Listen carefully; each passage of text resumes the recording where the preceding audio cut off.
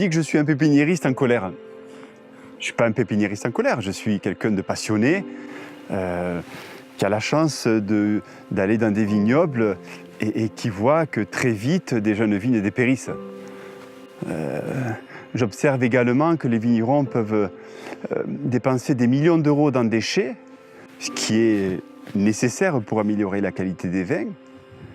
Ce que je regrette un petit peu, c'est qu'il y a beaucoup d'argent qui est investi sur le vignoble et qui, pour moi, est très mal investi. Nous avons la chance de parcourir de nombreux vignobles de partout en France et en Europe, et le constat est sans appel. L'état sanitaire de ce vignoble se dégrade et il en est même alarmant. À mon sens, depuis la mise sur le marché des cépages modernes dans les années 70, les vignes dépérissent très vite, ce qui est totalement anormal.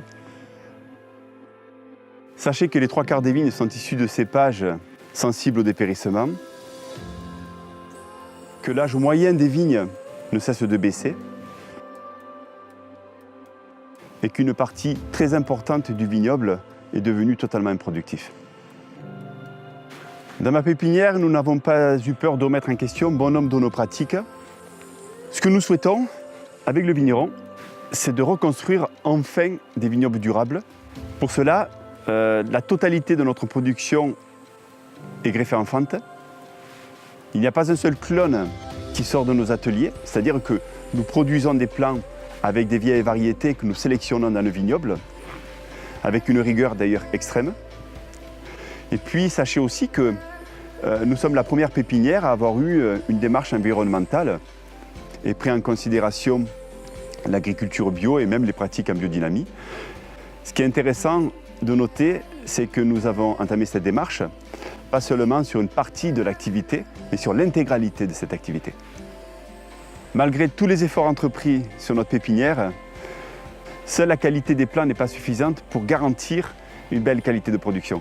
Trop souvent, nous nous heurtons à des chantiers mal engagés, mal préparés, et le résultat n'est pas au rendez-vous, et souvent à cause de mauvaises recommandations.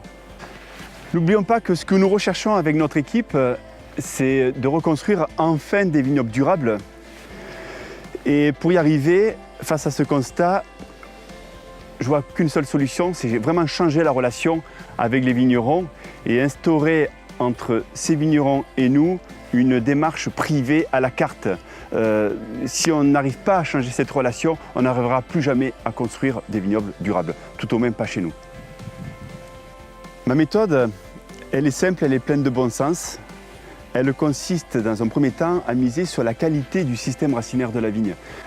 J'aime bien comparer un vignoble, une vigne, à une maison. Pour construire une maison qui va bien vieillir dans le temps, il faut des fondations. Et bien, les fondations d'une vigne, c'est la qualité de son système racinaire. Il faut faire en sorte, il faut mettre tous les moyens en place pour que le système racinaire puisse s'installer durablement et en profondeur. En plus, si on arrive à avoir un système racinaire implanté très profond, on va régler un problème d'actualité qu'est le réchauffement climatique.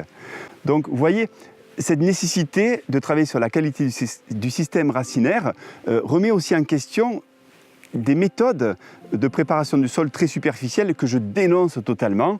Ce que nous voulons, c'est ne plus être aussi interventionniste que certains le préconisent et vraiment utiliser des pratiques simples mais d'une efficacité redoutable. Dans notre méthode, nous prenons également en considération la diversité des cépages avec un travail énorme de sélection qui améliorera les résistances et la qualité des vins. Je suis effrayé pour les années à venir de voir arriver sur le marché ces nouvelles variétés avec des gènes de résistance. Ces nouvelles variétés, pour moi, vont tuer la diversité, mais aussi affaiblir le vignoble. Au-delà des sélections que nous réalisons dans les vignobles, qui est en fait la sauvegarde du patrimoine viticole, parce que c'est bien de cela dont on parle, nous voulons expliquer aux vignerons que nous sommes capables d'entamer des démarches privées avec eux pour la sélection de leur végétal.